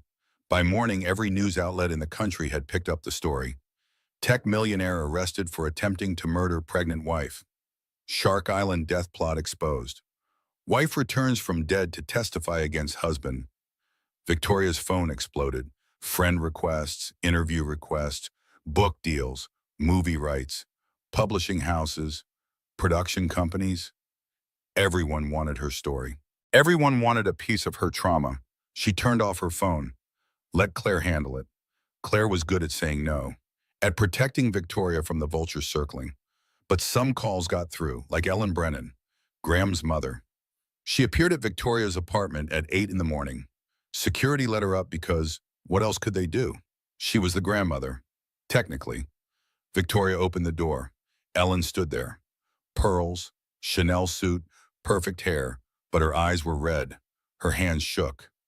I need to know, Ellen said without preamble. Did he really do it? Did my son really try to kill you? Victoria stepped back. Let Ellen in. They sat in the small living room. Ellen looked around, at the modest furniture, the lack of luxury, so different from the mansion she'd visited dozens of times. Yes, Victoria said, he did. I don't understand. I raised him better than this. I taught him values, morals, honor. Where did I go wrong? You didn't go wrong. Graham made his own choices. But how could he? How could my son? Ellen's voice broke. She covered her face with her hands. Perfect manicure, diamond rings, all the trappings of wealth, but none of its protection. I keep thinking about the baby, about my granddaughter. He tried to kill his own child. What kind of monster does that? Victoria had no answer. She'd been asking herself the same question for days. What kind of man pushes his pregnant wife into shark-infested water? What kind of father murders his unborn child? She still didn't know. I'm sorry, Ellen said, for everything, for not seeing it, for not protecting you, for raising a son capable of this. It's not your fault. Isn't it, though? Somewhere along the way, Graham learned that people are disposable, that money matters more than lives, that he could do whatever he wanted without consequences. Where did he learn that? From his father? From me? From society? Does it matter? He made the choice. He has to live with the consequences. Ellen nodded, pulled herself together, wiped her eyes. If you need anything, money, help, someone to talk to, please. Let me help. I know I can't fix what Graham did, but I'd like to try to make it right somehow. After Ellen left, Victoria sat alone and processed. Graham's own mother couldn't understand him, couldn't reconcile the boy she'd raised with the man he'd become. If Ellen couldn't understand, how could Victoria? Maybe understanding wasn't the point. Maybe acceptance was. Accept that Graham was capable of evil. Accept that the marriage was built on lies. Accept that 9 years were wasted on a man who didn't deserve them. Accept and move on. Easier said than done. Victoria's first therapy appointment was at 10. Dr. Sarah Morrison, trauma specialist, came highly recommended. Her office was in a renovated Victorian house. Soft colors, comfortable furniture, nothing like the sterile hospitals Victoria had been in. Tell me why you're here, Dr. Morrison said after basic introductions. My husband tried to kill me. I read the news reports. That must have been terrifying. It was, but also, Victoria struggled for words. Also confusing, because I loved him. For 9 years I loved him, and I keep thinking I must have missed something, some sign, some warning. How could I love someone capable of that? You loved who he pretended to be, not who he actually was. Those are different people. But are they? Or was the good Graham the pretense? Maybe the monster was always real and everything else was fake. Does that distinction matter to you? Yes, because if the good Graham was real, then I lost someone I loved. But if he was always fake, then I never had him at all. And I don't know which is worse. Dr. Morrison leaned forward. Victoria, what happened to you was traumatic. Your brain is trying to make sense of senseless violence, trying to find patterns, reasons, logic. But sometimes there isn't any. Sometimes people are just cruel, just selfish, just wrong. And accepting that is part of healing. Over the next weeks, Victoria fell into a routine. Therapy twice a week, prenatal appointments, legal meetings with Claire, slow, steady progress toward a new normal. The company restructured. Joel became CEO. Natalie became CFO. The board voted to rebrand, distance themselves from Graham's toxicity. They'd recover. Eventually. Investors pulled out initially, spooked by the scandal. But Randall held firm, used his reputation to stabilize things. Slowly, carefully, Brennan Venture Capital became Phoenix Capital, rising from ashes. New leadership, new direction, New hope. Joel offered Victoria a position. When you're ready, VP of Operations, good salary, flexible hours, we'd be lucky to have you. I don't know if I can walk into that building again, Victoria admitted. Then we'll move. New office, new space, fresh start, whatever you need. Victoria didn't commit, couldn't yet, but knowing the option existed helped, gave her something to work toward, a future beyond just surviving. Marcus Webb called, the journalist. I'd like to write a book about your story, about survival, about fighting back. I'll split royalties 50-50. You'd have full editorial control. Tell your story your way. I'm not ready to profit from my trauma. Fair, but when you are ready, people need to hear this, not the crime, the survival, how you fought back, how you won. That story could help people. Victoria filed that away, maybe someday. Not now. Now was about healing, about the baby, about building a life worth living. 34 weeks pregnant, Victoria's apartment started filling with baby things. Crib from Maggie, clothes from Claire, diapers from Natalie, books from Dr. Hayes, small gifts from people who cared, people who wanted to help, who wanted Victoria to succeed. She wasn't alone, even when she felt alone, even in the dark moments, even when the fear came back. She had people, had support, had love. That mattered. 36 weeks, false labor. Victoria rushed to the hospital. Maggie flew in immediately, but it was nothing. Braxton Hicks contractions, practice labor. The baby wasn't ready yet. 2 more weeks minimum, Dr. Hayes said. She's cooking a little longer. Victoria was relieved and terrified. 2 more weeks to prepare, to get ready, to figure out how to be a single mother, how to raise a child alone, how to explain someday why her father was in prison. Heavy thoughts for 2 in the morning. But Victoria couldn't sleep. The baby was active, kicking, moving, taking up every inch of space inside Victoria's body. You're running out of room, Victoria told her belly. Pretty soon you'll have to come out and meet the world. I hope I'm ready. The baby kicked, strong. Victoria imagined it was reassurance. We'll figure it out together. 37 weeks, full term. Any day now. Maggie moved into the apartment, set up camp in the living room, refused to leave until the baby came. What if I go into labor and you're not here, Maggie said. What if something goes wrong? No, I'm staying. Victoria was grateful, terrified, emotional. Hormones and fear and anticipation all mixed together into an overwhelming cocktail of feeling. Claire came by with legal updates. Sienna's testimony is locked. She's cooperating fully, giving prosecutors everything. Graham's lawyer tried for a plea deal. Prosecution declined. They're going for maximum sentences. How long? Life without parole, plus 20 years for attempted murder of an unborn child. Consecutive sentences. If convicted, Graham dies in prison. Victoria should have felt satisfaction. Victory, justice. Instead, she just felt empty, sad, like grieving someone who never really existed. Are you okay? Claire asked. I don't know, I think so. But also, I married him, Claire. I planned a future with him. I got pregnant with his child. How do I tell our daughter someday that her father tried to kill us? Age-appropriate honesty, when she's old enough to understand. And therapy. Lots of therapy. Great. A lifetime of therapy because her father's a monster. No, a lifetime of love because her mother's a survivor. Victoria wanted to believe that, wanted to think surviving was enough.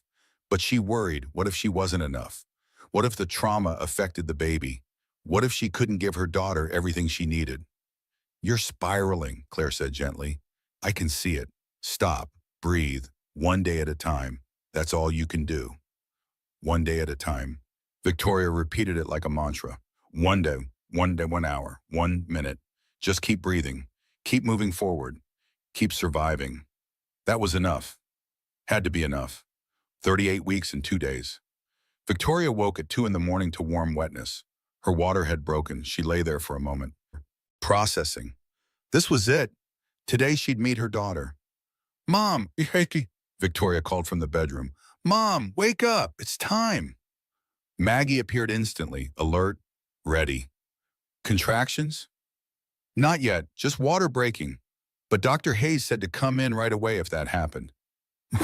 Okay, I'll get the bag. You get dressed, we can do this. Victoria pulled on maternity leggings and a soft shirt. Her hospital bag waited by the door, packed for weeks, ready. She'd known this moment was coming, had prepared. But now that it was here, Victoria felt unprepared, terrified, overwhelmed. She couldn't do this, couldn't have a baby, couldn't be a mother, couldn't. A contraction hit, sharp, sudden, taking her breath away.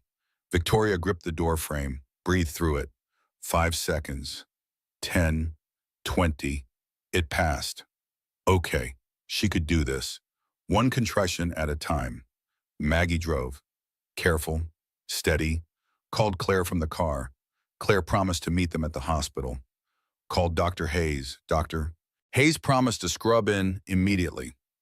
The hospital at 2:30 in the morning was quiet, peaceful.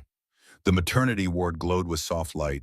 Nurses moved efficiently, got Victoria checked in, into a gown, into bed, monitors everywhere, beeping, tracking, measuring. 4 centimeters, the nurse said. You're doing great, but it'll be a while. First babies take time. Hours passed, contractions increased, closer together, stronger. Victoria breathed through them, focused, counted, survived each one. Maggie held her hand. Claire arrived at fun, brought coffee for Maggie, ice chips for Victoria, sat quietly, supportive, present. Dr. Hayes checked in at 7. 6 centimeters, progressing nicely. How are you feeling? Like I'm being split in half. That's normal. Do you want an epidural? No, I want to feel this, want to be present, want to remember every moment. Okay, but if you change your mind, just say so. More hours. The sun rose. Golden light filled the room. Victoria labored through it, breathing, focusing, surviving. At 10, she started to panic, couldn't catch her breath, couldn't think past the pain. I can't do this. I can't. It's too much. I can't. Yes, you can. Dr. Hayes' voice cut through, calm, steady, unshakable. Victoria, look at me. You survived sharks. You survived betrayal.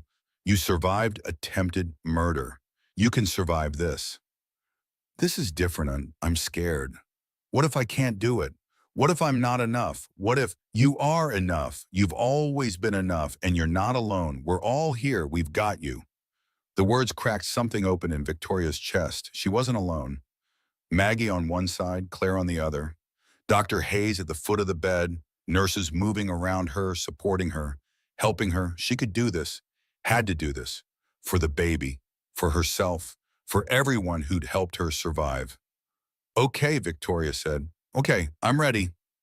More contractions, stronger, longer, closer. The pain was enormous, overwhelming, all-consuming, but Victoria breathed through it, focused, pushed when told to push, rested when told to rest, trusted the process. At 3:17 in the afternoon, after 13 hours of labor, Hannah Margaret Brennan entered the world. Crying, perfect, tiny, beautiful, Dr. Hayes placed her on Victoria's chest, skin to skin, warm, alive, real. Hi, baby girl, Victoria whispered, tears streaming down her face. Hi, I'm your mommy. I've been waiting to meet you. Hannah quieted, opened her eyes, dark blue, unfocused, but looking, searching, finding Victoria's face. She's perfect, Maggie said, crying. Absolutely perfect. Claire wiped her eyes. Even no-nonsense Claire was emotional. She looks like you, Tori. She has your chin. And her father's eyes, Victoria said, because it was true. Hannah had Graham's eyes, his dark hair, his features mixed with Victoria's. For a moment, Victoria felt afraid. What if looking at Hannah reminded her of Graham? What if she couldn't separate her daughter from her father's crimes? But then Hannah yawned, made a small sound, nestled closer to Victoria's chest, and Victoria felt only love. Pure, uncomplicated, absolute. This wasn't Graham's daughter. This was her daughter. Hers and hers alone. Graham had forfeited his rights when he tried to kill them. This baby owed him nothing. was connected to him by biology only. Everything else, love, protection, family, that came from Victoria. Hannah Margaret Brennan, Victoria said, after my grandmother, after my mother, after women who survived. It's perfect, Maggie whispered. She's perfect. The nurses took Hannah, weighed her, measured her, 7 pounds, 4 ounces, 19 inches long, healthy, strong, fighter, like her mother. Later, after everyone had left and Victoria was alone with Hannah in the dark hospital room, she held her daughter and made promises. I'm going to protect you. Always. I'm going to love you unconditionally. I'm going to teach you to be strong, independent, brave. I'm going to tell you about your father, age appropriate, honest, when you're old enough to understand. But I want you to know something. What your father did, that doesn't define you. His choices aren't your burden. You're made of better things. You're made of all the women who survived before you. Your great-grandmother, your grandmother, me. We're survivors, fighters, warriors, and so are you. You fought to be born, fought to be here, fought through everything, and you won. We won. Hannah slept, peaceful, unaware of the heavy words, the heavier promises. But someday she'd know. Someday Victoria would tell her everything. And hopefully Hannah would understand, would forgive Victoria for choosing Graham, for bringing her into this complicated, messy situation. But that was years away. Today was about rest, recovery, bonding, learning how to be a mother, one moment at a time. Victoria closed her eyes, exhausted, sore, happy. Hannah lay on her chest, breathing, alive, real.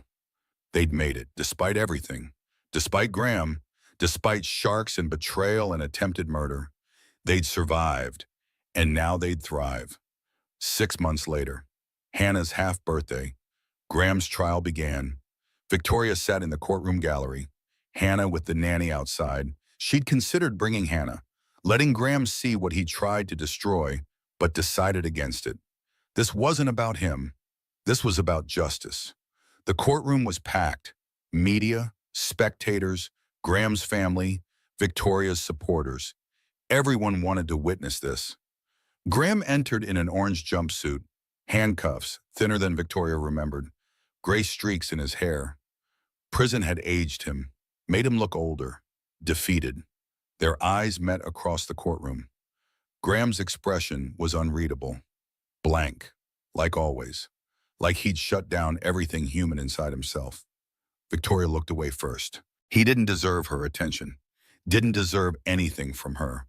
Sienna testified first, took the stand, looked young, scared, fragile. She'd lost weight, lost color. Prison didn't suit her. Did Mr. Brennan plan to murder his wife? The prosecutor was efficient, professional. Yes, Sienna's voice was small. He said Victoria was holding him back, that the baby wasn't even his. That was a lie. He said we'd be together, that we'd use the insurance money to start over, that everything would be perfect. And you believed him? I wanted to. He was my boss, successful, powerful. He said he loved me. I was stupid, young, naive. I believed him because I wanted to. Did Mr. Brennan force you to participate in the murder attempt? No, he asked. Said we'd be together forever. Said this was the only way. I agreed, I helped, I pushed her. Sienna looked at Victoria, tears streaming. I'm sorry, I'm so sorry. I know sorry doesn't fix it, doesn't change what I did, but I am sorry. Victoria said nothing, felt nothing. Sienna's apology meant nothing.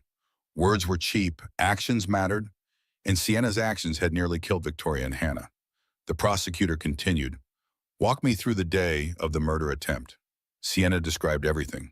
The boat trip, the early morning, standing on deck, Graham giving the signal, both of them pushing Victoria, watching her fall, watching her go under. What did you feel in that moment?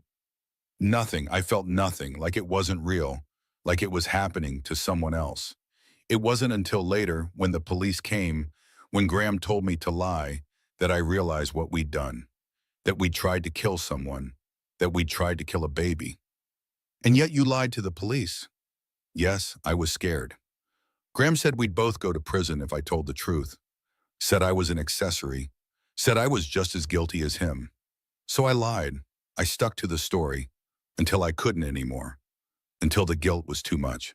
Defense cross-examined, tried to break Sienna, tried to make her look like a liar, a manipulator, someone trying to reduce her sentence.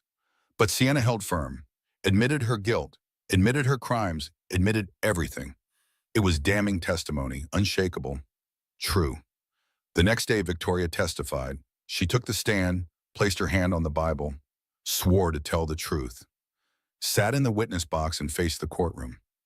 Graham stared at her, unblinking, emotionless, like she was a stranger, like 9 years of marriage meant nothing. Maybe to him, they didn't. Mrs. Brennan, the prosecutor began, tell us what happened on the morning of August 15th. Victoria took a breath, started talking. She described the baby moon, the island, the sunrise, standing at the railing, Graham's hands on her shoulders. What did you feel in that moment? Confusion. I felt pressure on my shoulders, firm pressure. Then I was falling. Cold water. Pain. I hit hard, went under. Couldn't breathe. Couldn't think. Just survival instinct. Swim up, get air, survive. And when you surfaced, I saw the boat, pulling away. Graham and Sienna standing on deck, watching. I screamed for help. They didn't turn around, just kept going. Left me there. What went through your mind? That my husband wanted me dead, that he'd planned this, that I'd been so stupid, so blind, so trusting, and that I had to survive. For my baby, for myself, I had to live. Victoria described the sharks, the beach, the hours of waiting, the rescue, all of it. She didn't cry, didn't break, just told the truth, factual, clear, damning. Defense tried to break her too, suggested she was lying, that she'd fallen accidentally, that her memory was affected by prenatal depression, that Graham had loved her, would never hurt her. Isn't it true you suffered from anxiety during your pregnancy? Yes, because my husband was having an affair, because he'd become distant, because some part of me knew something was wrong. That's not mental illness. That's instinct. But your judgment could have been impaired. My judgment was perfect. So are the text messages. So are the financial records. So are the medical reports. My husband pushed me into shark-infested water. He watched me go under. He left me to die. Those are facts, not interpretations. The defense had nothing. No response, no counter-argument. Because Victoria was right. The evidence was overwhelming, unshakable, true. The jury deliberated 3 hours, came back with a verdict. Guilty, book counts, attempted murder, conspiracy, embezzlement, fraud, everything. Graham's face didn't change, didn't react, just blank. Empty, like he'd already accepted this outcome, already moved past it mentally. Sentencing was 2 weeks later. Victoria brought Hannah, 6 months old, beautiful, happy, healthy. She wanted Graham to see, wanted him to know what he'd tried to destroy, what he'd lost. Your Honor, Victoria said during her victim impact statement, Hannah on her hip. I'm not here to ask for mercy. My husband didn't show me mercy when he pushed me into shark-infested water. He didn't show my daughter mercy when he tried to kill her before she was born. I'm here to tell you what he took. He took my sense of safety, my ability to trust, my marriage, my financial security, my peace of mind. He took 9 years of my life that I spent loving a lie. But I'm also here to tell you what he didn't take. My strength, my daughter, my future, my life. He failed. I survived. She survived. We're thriving. That's his real punishment, not prison. The knowledge that everything he did to destroy me only made me stronger. That his daughter will grow up knowing her father chose money over her life. That he'll die in prison knowing he lost everything while I gained everything that matters. Victoria sat down. Hannah babbled, reached for Maggie, unaware of the weight of the moment, the significance. Someday Victoria would tell her, but not today. Today was about justice, about closure, about moving forward. The judge sentenced Graham to life without parole. plus 20 years for attempted murder of an unborn child. Consecutive sentences. He'd die in prison, old, alone, forgotten. Graham was led away in chains. He tried to speak. Victoria didn't listen, just walked out, Hannah in her arms, head high, future ahead of her. Outside the courthouse, reporters swarmed. Questions, cameras, chaos. Claire handled it, made a brief statement. Mrs. Brennan is grateful for the verdict. She's focused on her daughter and rebuilding her life. She asks for privacy during this time. Thank you. They escaped to Claire's car, drove to Victoria's apartment, ordered pizza, sat around the living room like normal people. Like this was a normal day, like justice happened every day. But it didn't. This was special. This was closure. This was the end of one chapter and the beginning of another. 1 year after the trial, Hannah's first birthday, Victoria's apartment was full of people. Maggie, Claire, Natalie, Dr. Hayes, Officer Shepard, Marcus Webb, Joel, Ellen, everyone who'd helped, everyone who'd supported, everyone who'd believed. Hannah sat in her high chair, cake smeared on her face, laughing, happy, unaware of how special this day was, unaware of everything they'd survived to be here. Victoria looked around the room, at the people who'd become family, who'd stood by her, who'd helped her rebuild. She wasn't alone, had never really been alone, even in the darkest moments, even on that beach, even in the hospital. People had been there, fighting for her, believing in her. Speech, Claire called.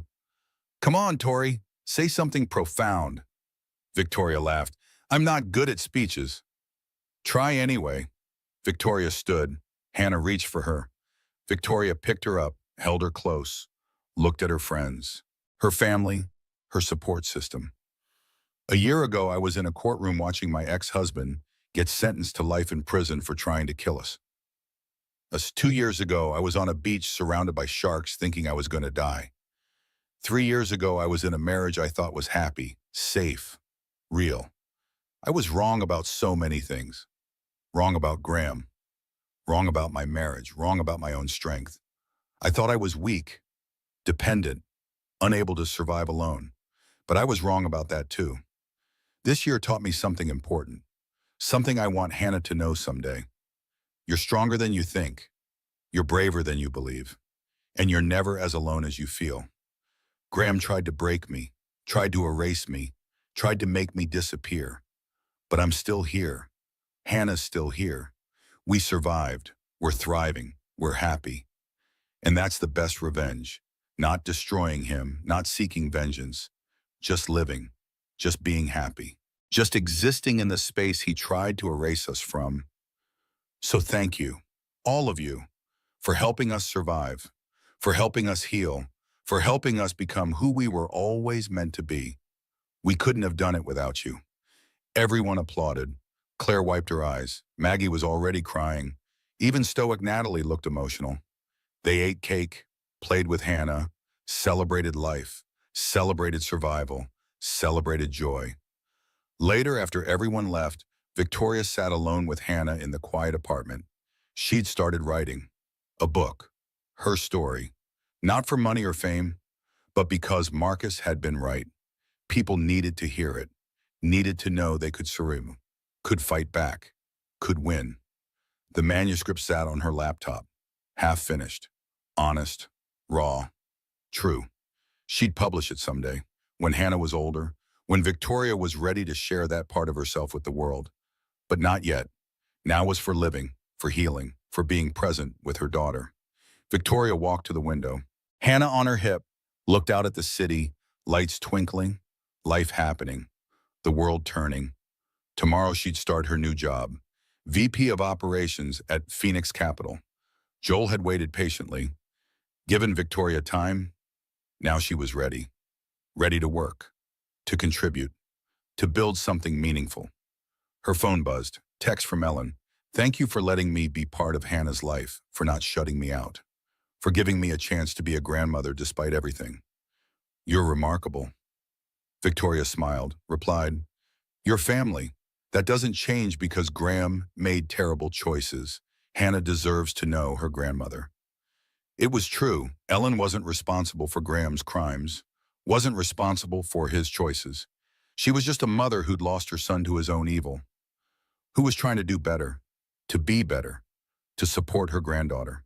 Victoria understood that, respected it, allowed it, because that's what healing looked like. Not revenge, not bitterness, but grace, forgiveness, moving forward. Victoria carried Hannah to the nursery, changed her diaper, put her in pajamas, read her favorite book, rocked her to sleep, placed her gently in the crib, watched her breathe, peaceful, safe, loved. Your daddy tried to kill us, Victoria whispered. He made terrible choices. But you're made of better things. You're made of love, of survival, of strength. You're made of all the women who came before you, who fought, who survived, who thrived. And someday, when you're old enough, I'll tell you everything. I'll tell you about the island, about the sharks, about how we survived, about how we won, and you'll understand that you come from survivors, from fighters, from women who refuse to be erased. But tonight you're just my baby girl, safe, loved, protected, and that's all that matters.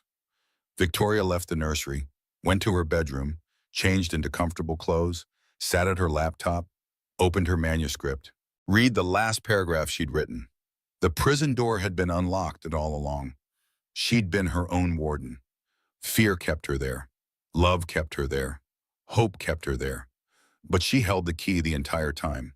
And once she realized that, once she understood her own power, everything changed. Victoria added a new paragraph. She wasn't the woman he'd left on that island. She wasn't the woman who'd married him. She wasn't even the woman who'd walked into that boardroom. She was someone entirely new, someone better, someone stronger, someone hers. And that transformation, that wasn't about him at all. It was about her, about choosing herself, about choosing survival, about choosing joy. His actions had defined him. Her response had defined her. And she'd chosen strength. She'd chosen life. She'd chosen love. That was the real victory. Not the trial, not the sentence, not the justice, but the choice to keep living, keep fighting, keep loving. To refuse to let his evil define her story, to write her own ending, to become the author of her own life. She'd survived sharks, she'd survived betrayal, she'd survived attempted murder. But more than that, she'd survived herself, her doubts, her fears, her weaknesses. And in doing so, she discovered her truest strength, the kind that doesn't come from never falling, but from getting back up every single time. And if she could do it, anyone could. That was the message. That was the hope. That was the truth she wanted the world to know. You're stronger than you think. You're braver than you believe. And you're never as alone as you feel. So keep fighting, keep surviving, keep living, because your story isn't over. It's just beginning. Victoria saved the document, closed her laptop, turned off the lights, crawled into bed. She was exhausted, emotionally, physically, spiritually, but it was a good exhaustion, the kind that came from living fully, from feeling deeply, from loving completely. Tomorrow she'd wake up, feed Hannah, go to work, live her life, one day at a time, one moment at a time, one breath at a time. That was enough, more than enough. It was everything. Victoria closed her eyes, drifted towards sleep, and in that space between waking and dreaming, she saw herself, not as she'd been, but as she'd become. Strong, whole, free, transformed not by what had happened to her, but by how she'd responded, by who she'd chosen to be, by the life she'd chosen to live. She'd started this journey as a victim. She'd ended it as a survivor, as a mother, as a warrior, as a woman who knew her own worth, who understood her own power, who claimed her own story. And that was the greatest victory of all. The salt water burned as Victoria's head broke the surface. But this time she was baptizing Hannah in the ocean. A different beach, a safe beach. This time there were no sharks, only sunshine, only laughter, only life, only love, only the endless possibility of tomorrow. only the promise of a future written in her own hand, only the certainty that she'd survived. And in surviving, she'd won. Not against Graham, but for herself, for Hannah, for every woman who'd ever felt trapped, who'd ever felt powerless, who'd ever felt alone. This was for them. This story, this survival, this transformation, this victory, this life, this beautiful, hard-won, precious life. And it was only just beginning. Victoria's story didn't end in that courtroom. It's still being written every single day. Every time she wakes up and chooses courage over fear. Every time she looks at Hannah and remembers why she fought so hard to survive. Her story reminds us that we're stronger than we think, that survival is possible, that transformation is real. If Victoria's journey resonated with you today, I'd love to hear your thoughts in the comments below. Have you ever had to rebuild your life from the ground up? Have you ever discovered strength you didn't know you had? Share your story. Your words might be exactly what someone else needs to hear today. And if you found value in Victoria's story, consider giving this video a like. It helps these stories reach other people who might need to hear them. People who are fighting their own battles. People who need to know they're not alone. For more stories of survival, courage, and transformation, subscribe to the channel and hit that notification bell, because every week we share true stories that remind us what humans are capable of when we refuse to give up. Thank you for spending the last 90 minutes with Victoria, with Hannah, with a story that proves survival is just the beginning. The best chapters, those are still being written. Until next time, remember, you're stronger than you think, you're braver than you believe, and your story isn't over. It's just beginning. Take care of yourself and keep fighting.